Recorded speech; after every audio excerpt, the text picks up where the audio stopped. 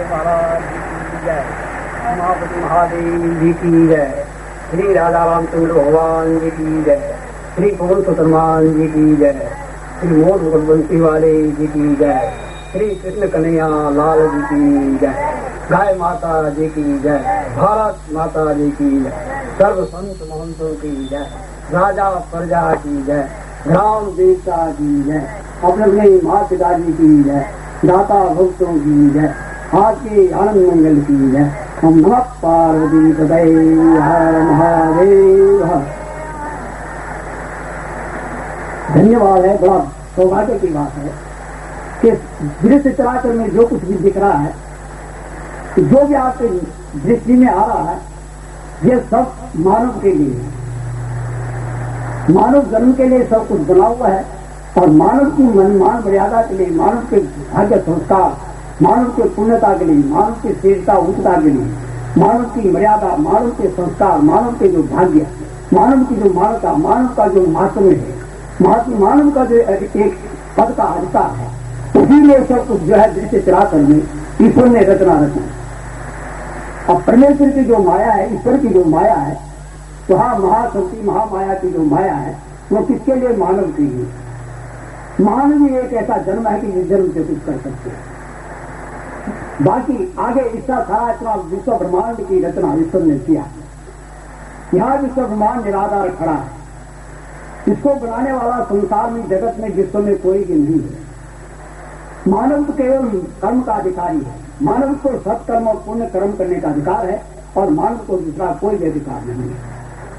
तो मानव के लिए जो है विवेक और ज्ञान और विचार, जो विचारवान होते हैं उनको ज्ञानी कहा जाता है और जो विचार से हीन होते हैं उनको अज्ञानी कहा जाता है। तो मानव के लिए ज्ञान तीन प्रकार का, प्रोक्त ज्ञान है, अप्रोक्त ज्ञान है, आध्यात्मिक ज्ञान है। प्रोक्त ज्ञान पशु का अधूरा जन्म, अधूरा ज्ञान, खाना पीना सूझना, उसका भविष्य का आगे का कोई उसको ज्ञान भान नहीं है। अप्रोक्त ज्ञान मानव के लिए अंदर है कि वो आगे आने वाला जो समय है, मानव के अंदर जो कमी होती है उसको बनाने के लिए, उसकी साधना के लिए वो कार्य कर सकता है, कर्म कर सकता है। तो आगे उसको मानता जो कमी है, मानता में कमी है, उसको पूर्ण प्राप्ति कर सकता है। अध्यात्म जो ज्ञान है वो बड़े महान पुरुषों, श्रेष्ठ पुरुषों, सज्जन पुरुषों के पास होता है तो सर्व का भला चाहते हैं। उनको कोई स्वार्थ और मतलब नहीं रहता है। वो 10 को सुख चाहते हैं और 1 को कष्ट चाहते हैं। वो ये नहीं चाहते हैं कि 10 को त्रास करे, 10 को दुख देवे और एक अकेले की सोचे ले और अपनी मतलब और स्वार्थ के लिए सब कार्य करें। ये मानव का अधिकार नहीं है। तो कहने का तात्पर्य क्या है कि मानव के लिए अज्ञान है। मानव मानने वाला और जो नहीं मानने वाला वो पशु। पशु को परमेश्वर ने ऐसा ज्ञान दिया है कि उस पशु को अगर एक रस्सी से बांधो तो वो समझता कि मैं बंध गया हूं, तो उस एक बारीक रस्सी को तोड़ता नहीं और बंधा रहता है। दिन भर अगर बंधा रहता तो बंधा ही रहेगा, उस रस्सी को तोड़ता नहीं है। उसको चाहे भूख लगे चाहे प्यास लगे, अगर आप उसको घास चारा पानी दो तो पिएगा, खाएगा, वरना वो जैसे का तैसा खड़ा रहेगा। तो मानव मानने वाला जो मानव और नहीं मानने वाला उसको पशु बोला जाता है। और जो पशु से भी गया जो कहा जाता है कि जो असुर जिनको दानव कहलाता है, कि जिन्होंने इतना भयंकर समस्या बचाया कि सागर मथन हुआ और सागर मथन के लिए, अमृत के लिए और अच्छे की वस्तु से वस्तुओं के लिए, और उन्होंने बड़े बड़े युद्ध किए और वो जाकर वो बलि और जाकर स्वर्ग में और इंद्र को पद को भी प्राप्त कर लिया। तो इनको क्या कहा जाता? दानव। तो दानव ये पतन होने वाले हैं, अंत इनका कोई भी महत्व रहता नहीं और रस पर के अंत में पतन हो जाते हैं। तो परमात्मा दानव के लिए ज्ञान देते हैं। श्रीमद् भागवत में 11 स्कंद में और अध्याय 7 से 9 अध्याय तक परमात्मा जो भगवान है, कृष्ण भगवान है, वे मनुष्य को ज्ञान देते हैं। मनुष्य बनने के लिए, मनुष्य प्राप्त करने के लिए, मनुष्य धर्म के लिए वो ज्ञान देते हैं। तो परमात्मा कहते हैं, हे मनुष्य, मैंने इस मनुष्य जन्म के पूर्व पहले 1 पग वाले, 2 पग वाले, 3 पग वाले, 4 पग वाले तथा बहुत पग वाले जैसा काल खजूरा होता है, तथा अपग वाले जिसके हाथ पग भी नहीं, नाना प्रकार की प्राणियों की सृष्टि की रचना होती। लेकिन परमात्मा कहते हैं, हे मनुष्यों, मुझे इन सब प्राणियों के शरीरों की सृष्टि में से और मनुष्य जन्म भी अति प्रिय है। परमात्मा कहते हैं, हे मनुष्यों, इस जगत में उपभोग भगवान कहते हैं कि हे मनुष्यों, मैंने फिर अपनी अजय आत्मा शक्ति माया से, परमात्मा कहते हैं कि हे मनुष्यों, मैंने अपनी अजय आत्मा शक्ति माया से वृक्ष योनि, बेल बूटे, जड़ी बूटी, वनस्पति, तृण घास तथा फलकपन करने वाली सारा छिपकले, कीड़े मकोड़े, मक्खी, मच्छर, डाक, चिन्हपतन तथा अत्याचार, पशु पक्षी, जीव जंतु तथा जल में रहने वाले मत्स्य, मगर, ग्राह, शीश, जल घोड़ा, नाना प्रकार के प्राणी की सृष्टि की रचना होती। लेकिन परमात्मा कहते, हे मनुष्यों, मुझे इन सब प्राणियों को देख करके और संतुष्ट नहीं हुआ। फिर परमात्मा कहते कि हे मनुष्यों, फिर मैंने अपने ब्रह्म दर्शन के लिए तथा परमात्मा को दर्शन के लिए तथा परमात्मा को प्राप्ति करने के लिए तथा ईश्वर की प्राप्ति करने के लिए तथा मानव जीवन के महान कुल वंश में जन्म लेकर और महान पद और महान भाग्य को प्राप्त करने के लिए तथा इस मनुष्य जन्म की श्रेष्ठता को प्राप्त करने के लिए तथा धर्म अर्थ काम मोक्ष के सामर्थ्य वाले और इस मनुष्य जन्म की सृष्टि की रचना रची। जब इस मनुष्य की सृष्टि की रचना रची तो परमात्मा कहते हैं कि मुझे इस मनुष्य जन्म की सृष्टि को देखकर और अति प्रसन्नता प्राप्त हुई। आगे परमात्मा कहते हैं कि हे मनुष्य, आप मनुष्य सब जीव प्राणी के ऊपर और सबका भोक्ता बने हो।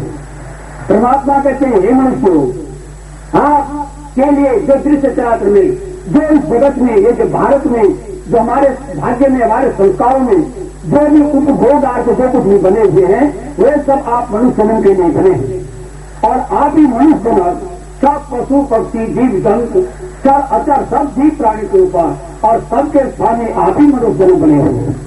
आगे परमात्मा कहते हैं, हे मनुष्य, मैंने इस मनुष्य जन्म के लिए तथा इस मनुष्य के दिव्य ज्ञान के लिए बल बुद्धि तेज युक्त उत्तम शरीर दिया तथा इस मनुष्य के लिए सत्य विद्या, सत्य शास्त्र तथा अज्ञान से ज्ञान होना, नहीं होने वाला नहीं होना, होने वाला हो जाना, यह सब इस मनुष्य जन्म के लिए बनाया है, दिया है।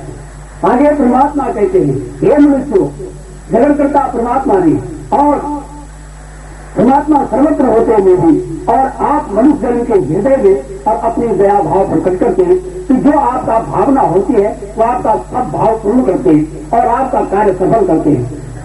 परमात्मा कहते हैं, हे मनुष्य, आप ही मनुष्य जन्म परमात्मा के आगे सत्य हो और आप ही मनुष्य जन्म परमात्मा के ज्ञान के सामने। आगे परमात्मा कहते हैं, हे मनुष्य, इस दृश्य शास्त्र में जो कुछ भी दिख रहा है, जो कुछ आपके नजरों में आ रहा है, जो आपकी मानता हो रही है, लेकिन इसमें जो सत्य वस्तु है, जो सत्य कर्म है, जो सत्य धर्म है, जो सत्य मार्ग है, जो सत्य कार्य है, जो सत्य पदार्थ है, उनको उपयोग करने के लिए आप मनुष्य जन्म के लिए सब बना हुआ है। उसमें आप मनुष्य जन्म को विचार करना चाहिए और समझना कि हमारा जीवन का क्या अधिकार है, हमारे जीवन में अपने को क्या करना है और क्या नहीं करना है।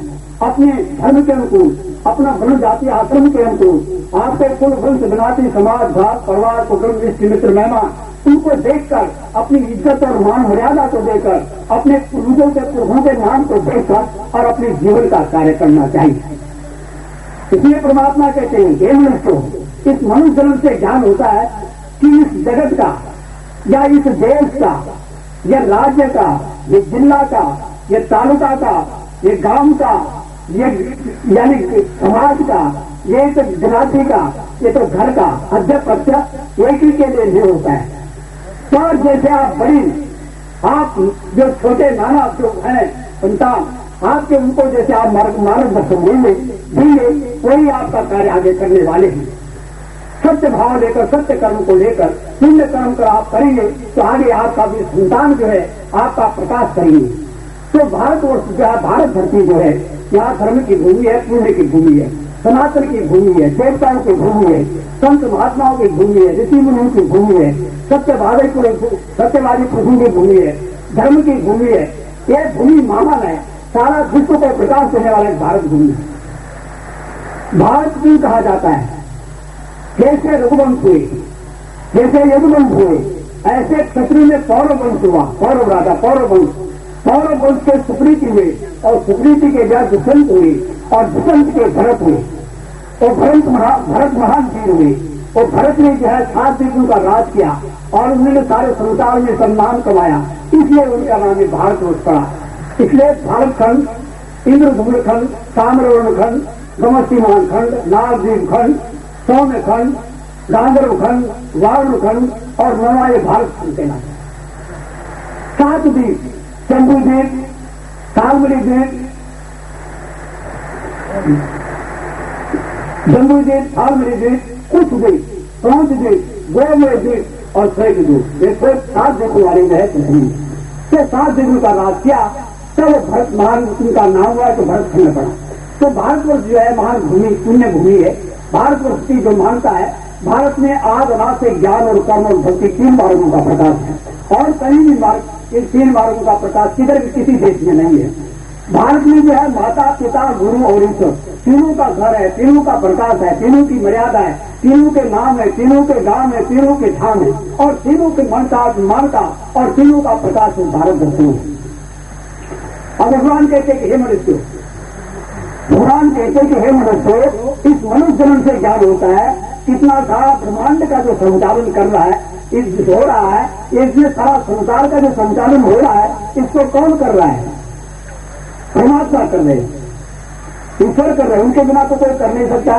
बड़े बड़े महलों में रहने वाले, राजन होकर कारों में घूमने वाले, कुशल होकर जादू में सैर करने वाले, बड़े बड़े मिल वाले, बड़े बड़े कारखाने वाले, बड़े बड़े संपादक कुर्सियों पर बैठने वाले, बड़े बड़े ज्ञानी और बड़े विज्ञानी, यह तो केवल जीवन में जो महत्व और पद और बल और माया मानव के जीवन के कल्याण करने के लिए प्राप्त होता है, ये मानव के उद्धार करने के लिए, प्रमाण सत्ता सेवा करने के लिए होता है। बाकी सारा ब्रह्मांड का जो संचालन करने वाले हैं वो केवल ईश्वर है। ईश्वर के सिवा कोई भी संचालन कर नहीं सकता है, क्योंकि 14 लोगों का ब्रह्मांड है, आकाश में असंख्य तारे हैं, वे सब असंख्य लोक है, लेकिन उन असंख्य लोगों में से और केवल यानी मानव के लिए और 14 लोगों का ब्रह्मांड परमेश्वर ने स्थापना किया कि 7 तल नीचे और 7 तल ऊपर, तल, तलातल, महातल, उतल, सुतल, रसातल और पाता 7 नीचे और भू, भुआ, महा, जन और तप और सत्य 7 लोग ऊपर। ये 14 लोगों के ब्रह्मांड बना हुआ है। 14 लोगों का ब्रह्मांड ईश्वर ने, परमेश्वर ने और महामाया महाशक्ति ने इस मानव के लिए स्थापना करके रखा है। अब इस भारत धरती के अंदर भी 4 धाम, 84 33 करोड़ देवता, 80,000 नौनाथ, 84 संत महात्मा, ऋषि मुनि, अवतारी पुरुष, धर्मात्मा पुरुष, सत्यवादी पुरुष, गुरुवंश, सूर्यवंश, चंद्रवंश, तीनों वंशों का यहाँ प्रकाश हो रहा है। अब आगे परमात्मा कहते हैं, हे मनुष्य, जब इतना ब्रह्मांड का संचालन आप मनुष्य जन्म के लिए, परमात्मा ईश्वर ने इतनी व्यवस्था आपके मानव जन्म के लिए बनाया है, तो उन परमात्मा के तरफ मनुष्य को चाहिए तो उनका ध्यान करना और उनकी आज्ञा का पालन करना और उनकी जैसी संस्कृति बनी है, उन्होंने जो वेद, शास्त्र, पुराण, उपनिषद, ग्रंथ, इतिहास जो कुछ भी बनाए हैं, उनकी मर्यादा से चलना। 4 वेद, 6 शास्त्र, 18 पुराण, 14 विद्या, 16 कला और 108 उपनिषद है। ये सब ईश्वर के प्रकाश हैं। इनको ज्ञान करने से, इनको अध्ययन करने से और मानव जो है जन्म मरण से भी मुक्त हो सकता है और महान पद को भी प्राप्त कर सकता है, मानव महान भाग्य को भी प्राप्त कर सकता है। तो परमात्मा कहते हैं, हे मनुष्य, ईश्वर के बिना कुछ मनुष्य कुछ कर नहीं सकता है, न एक भी क्षण हट सकता है, क्योंकि मनुष्य जन्म मरण और दुख सुख के चक्रों को काटता रहता है और अपना अमूल्य समय अगर मनुष्य को धन मिल जाता है, तो गुण और कला और विद्या मिल जाती है, तो उसमें उसको अहंकार हो जाता है। उस अहंकार को लेकर के वह अपनी मानवता का जो मातम है उसको भूल करके और मिथ्या मार्गों पर चलना शुरू करता है, मिथ्या पदार्थों का उपयोग करना शुरू कर जाता है और अंत में रस कर करके और वो चित हो जाता है, मानव की पद्धति निश्चित हो जाता है। तो इसलिए परमात्मा कहते हैं, हे मनुष्य, इस मानव जीवन में सचेत और जागरण रह करके और अपनी जीवन की जो मान्यता है, अपनी जीवन की जो पद्धति, मानव का जो कर्तव्य है कि सत्य और असत्य का ज्ञान करके कि सत्य कर्म और पुण्य कर्म करना, जिससे यानी ऐसा जो विपरीत जो ज्ञान है कि जिस धन से, जिस माया से, जिस गुण से, जिस कला से मनुष्यों का अभिमान अहंकार हो जाता है और वो मानव को मानव पद से चित कर देता है। तो ऐसा संशय युक्त जो विपरीत ज्ञान है, कि संशय युक्त विपरीत ज्ञान से और मनुष्य अपना अविष्ट अर्थ धर्म काम को प्राप्त नहीं कर सकता है। तो ऐसा संशय युक्त जो विपरीत ज्ञान है, मनुष्य को चाहे तो ऐसे विपरीत ज्ञान को त्याग था और सत्य का विचार करके और सत्य का पालन करना चाहिए और असत्य का त्याग करना चाहिए। मत पार्वती हृदय बोलिए बाल कृष्ण लाल की जय।